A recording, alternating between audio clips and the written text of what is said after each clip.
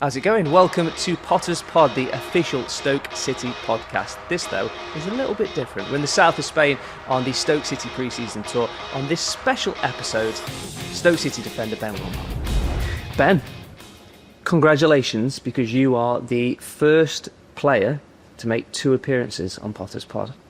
Thank you. How does that feel? Buzzing. In all-time achievements, where's that going? Straight in at number 1? Or? Yeah, up there for sure, yeah. Good stuff. Right, we're going to talk about pre-season a little bit later on. But when I was flicking through the Stoke City Instagram, there was a couple of different pictures about what everyone's looking forward to, about when they see all their teammates again. And the thing that kept coming back was your summer holiday. Can we talk about that? Of course. Do you want to explain what happened? I just did 4 weeks in America, just me and the missus. But we sort of floated around from a few different states. But yeah, just crammed as much in as we could. But yeah, absolutely loved it. Right, so talk me through it. As we've spoke about before, I do love my travel stuff, so all niche details are appreciated. Okay, we flew into Denver and spent 3 or 4 days there. Seeing some sort of stuff around Denver as well, because you've got obviously the Rocky Mountains there, so there's a lot sort of going on outside Denver as well as in the city, which was good. And then we drove through Colorado into Utah. Missed one big detail there.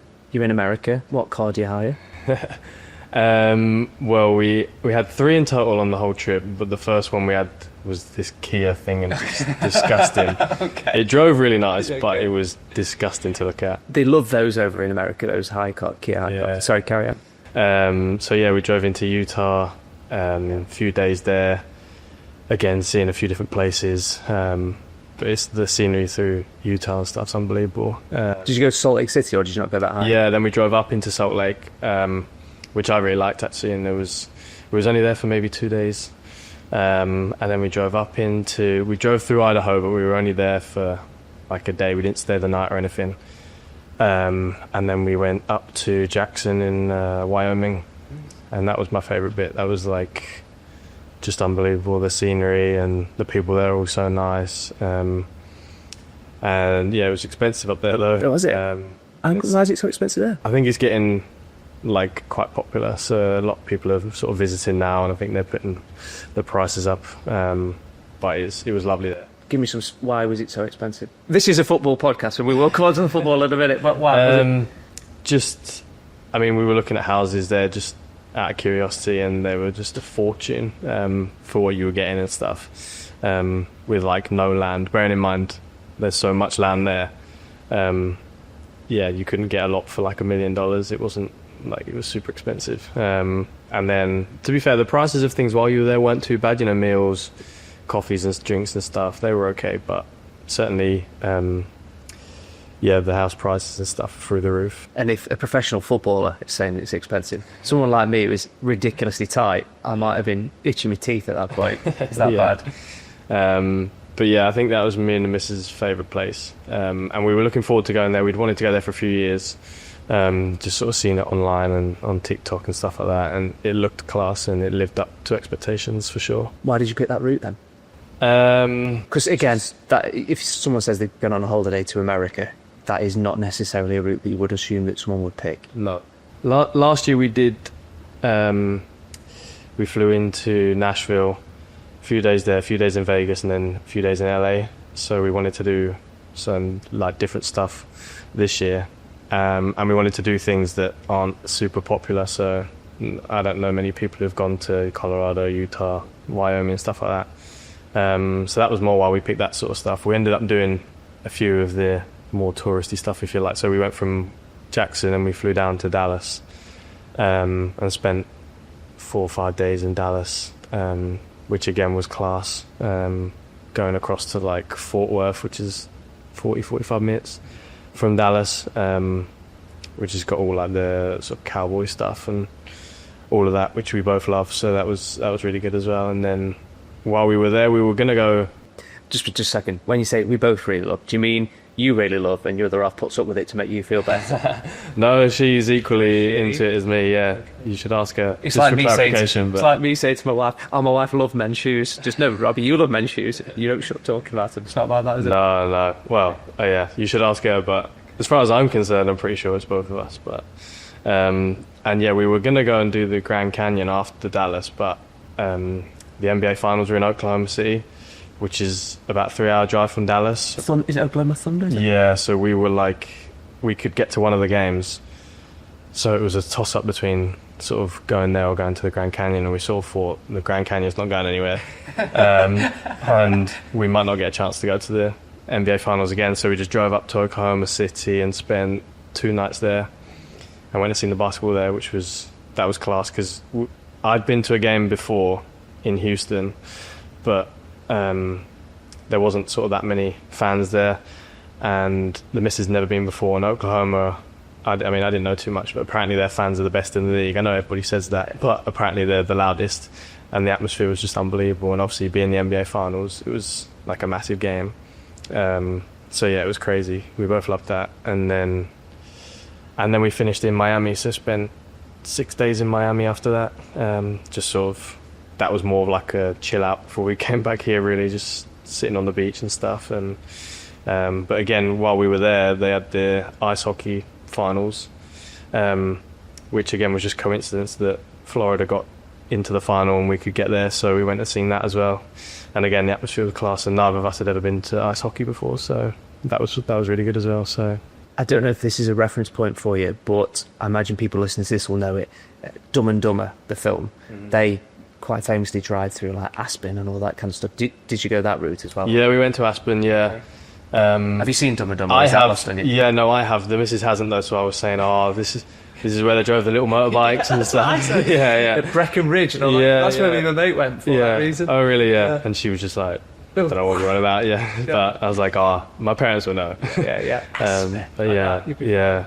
But no, it was, again, it was obviously nice and snowy when they went, wasn't it? So it was the summer, so it didn't look as impressive, as nice. Yeah, but it was still, Aspen was lovely, and again, really expensive. Yeah. This is good, again, for the people that listen that understand that reference, will be loving it. But for other people, will be like, skip this little bit. I accept that. So I suppose we better talk about the football. It sounds like you had a mint time. When you come back to pre-season, I've seen a lot of the videos that are on the Stoke City YouTube channel. And it looks like, from what I've seen, you're up there with the top of the fitness levels. Yeah, I'm a pretty good runner, so pre-season doesn't tend to be too bad for me, especially the sort of testing stuff when we do more longer distance stuff. The short shuttles and stuff, they're not great for me, but any of the long distance is fine. So the test we do, the 1K test, is I do find it really hard, but I am able to do it relatively quickly, so it's not a big deal for me, really. I heard something as well in this YouTube video, which you can still watch on the Stoke City YouTube page, or YouTube channel even. The nickname Wilmo, is that a new nickname, or is that an existing one? No, yeah. Okay, I've not heard that one before. So I automatically assumed, right, because obviously as a very long-serving player, that you might have been trying out some new nicknames with the new players, just like, this is my new nickname, just see the I couldn't even think of anything. No, I don't know what I would have other than that, really. No, it's just been from day one, really. That's just my ignorance, so blame that on me. That's no reflection on you. Can we talk room situations on this specific trip? Who are you with? Bonham. Oh, are you? Okay. Yeah. Is he a solid roommate? Yeah. I mean, we've shared a few times, obviously, because we've been here for ages together now. But the rooms here are really good anyway, because they're like, you've got your own bedroom within the room.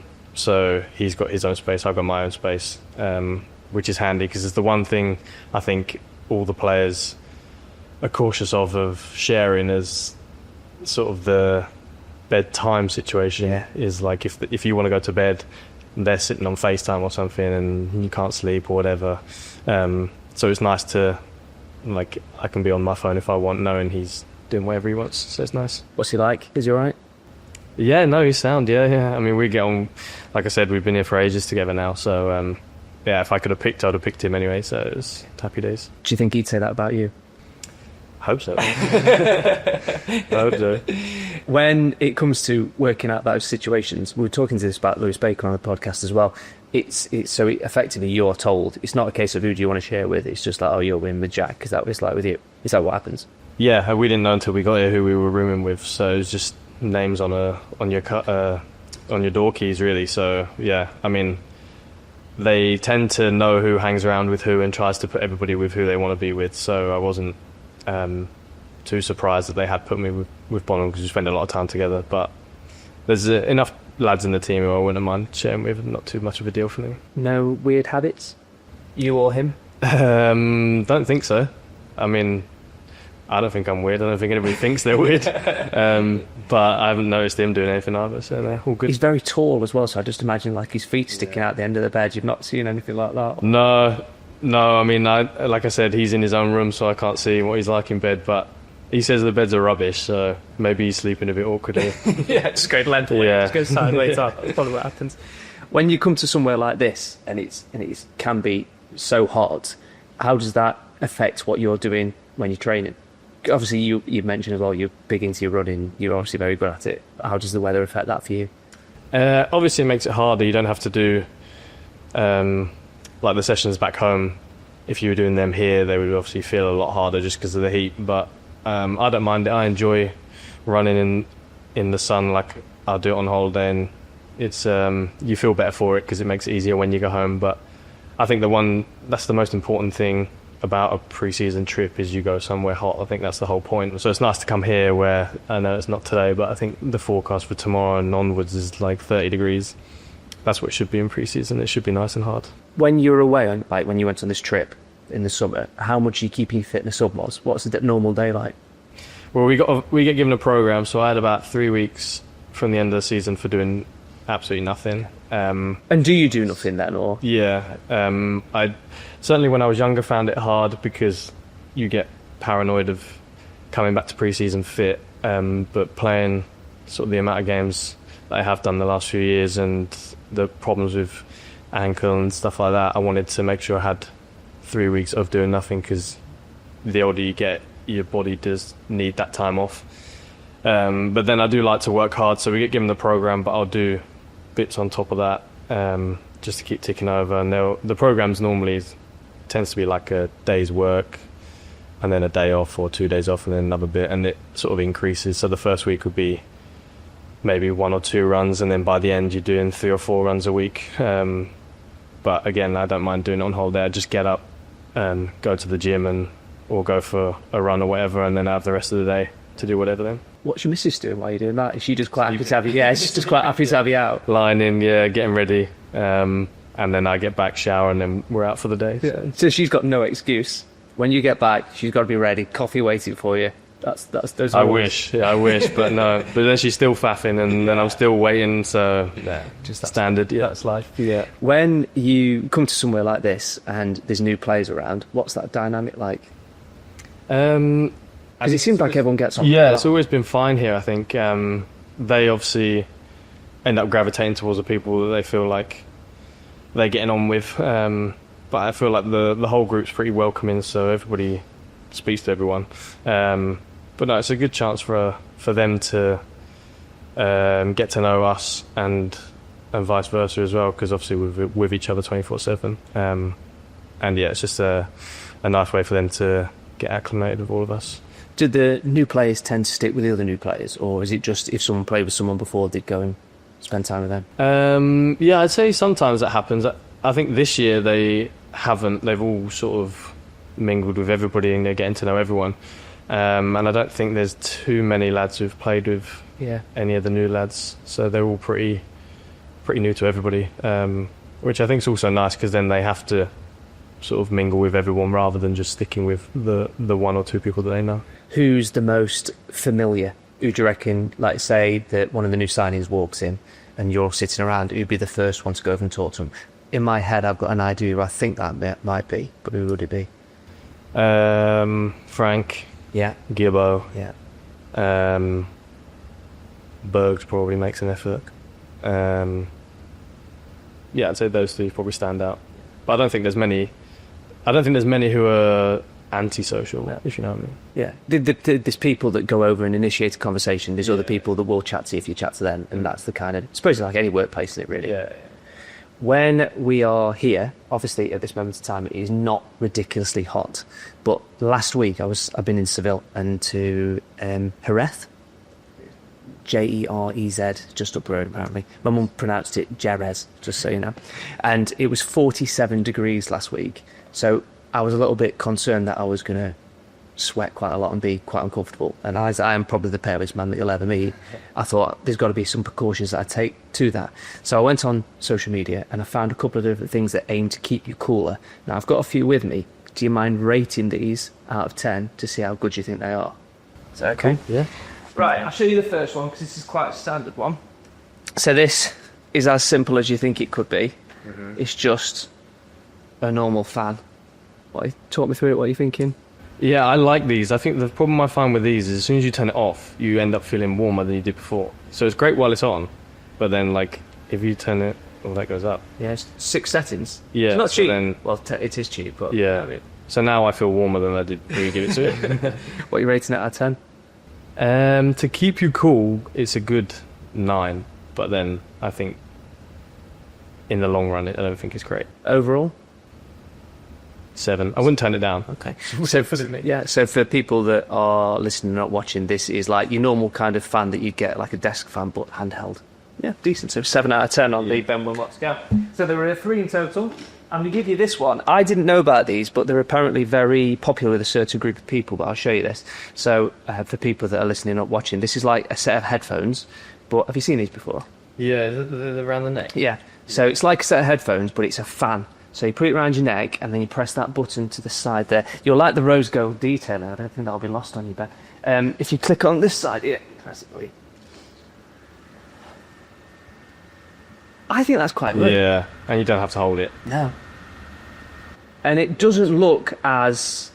Because when you're wearing it, you think, I look like a bit of a muppeteer. And that is a feeling I get quite a lot in life. It probably won't surprise you. But those, they just look like a set of headphones, like a footballer would wear when they're walking into a football ground. Yeah. But it's just a fan, which is just generating, obviously, a bit of cool air. How long does it last, you know? Hours. Really? Yeah. I get that a 10. 10 out of 10? Yeah, that's really good. Okay. Yeah. You want to keep that on, don't you? I can tell. I needed that over the summer, to be fair. Final one. I'll switch this off because I want to keep that for tomorrow. Final one is... Have you seen one of these before? No. Right, so this is one that I'd not heard of. Again, this is a TikTok special. What you do is it's like a little cylinder, which is probably about 5 inches long, something like that. You clip that. In fact, what do you think you do with it? You clip it on your belt or on your waistband, and then give this 3 clicks. I don't know that one. Oh, yeah. You see what I mean? So you put it underneath. T-shirt. Yeah.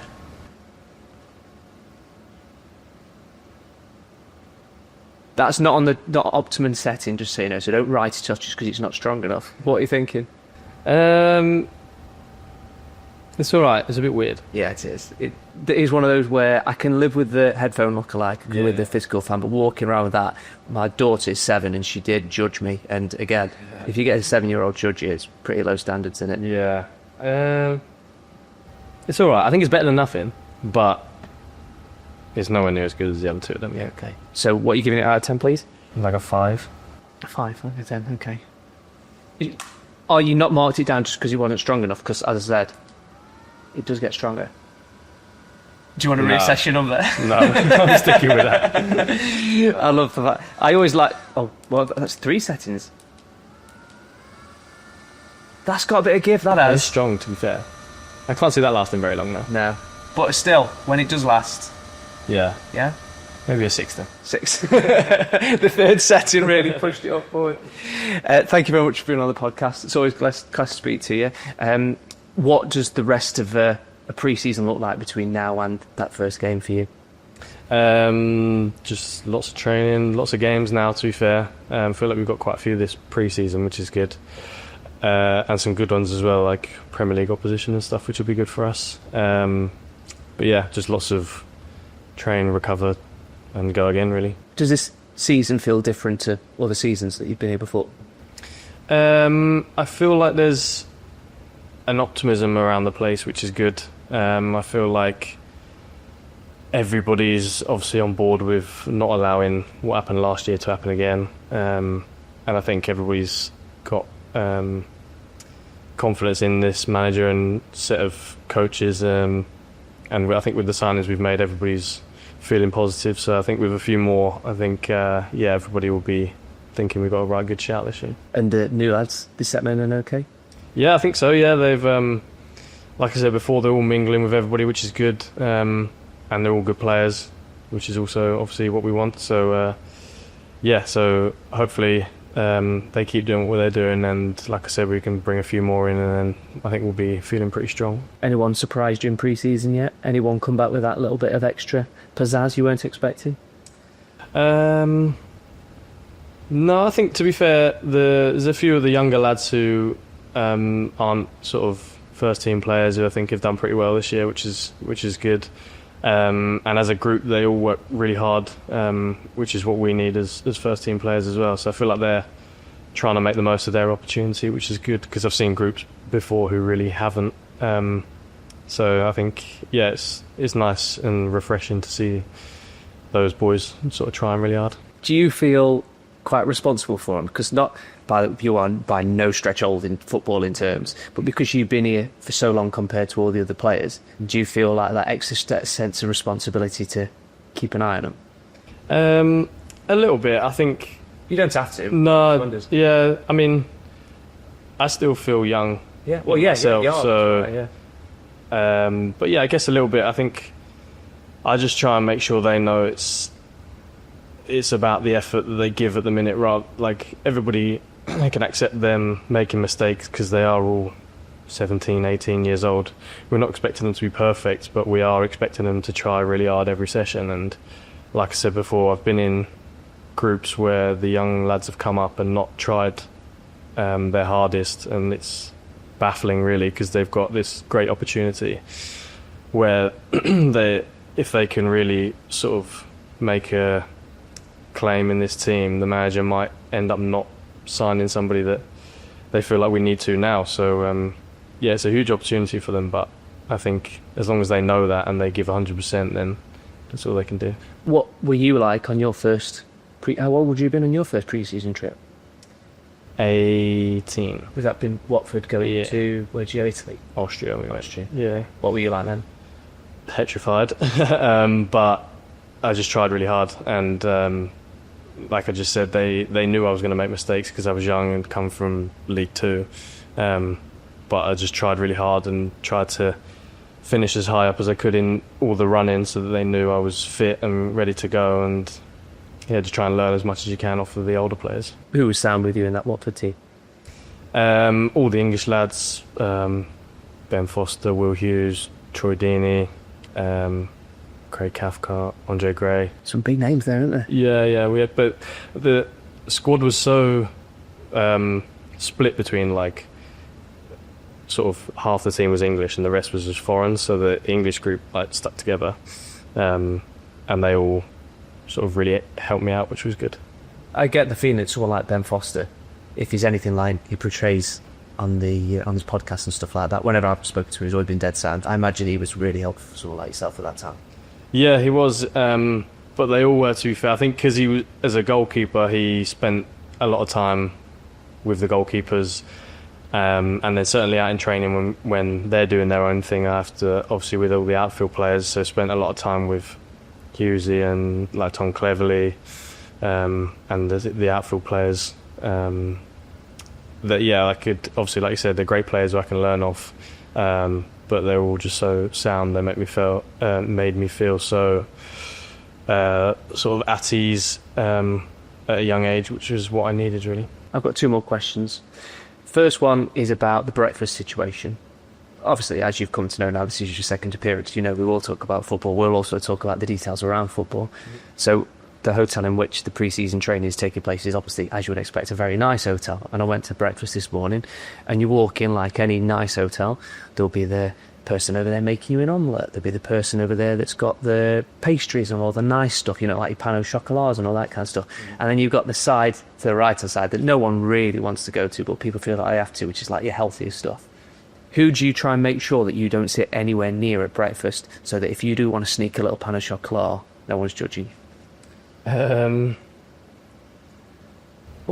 don't know, actually. Is it like the fitness coaches and stuff like that, or?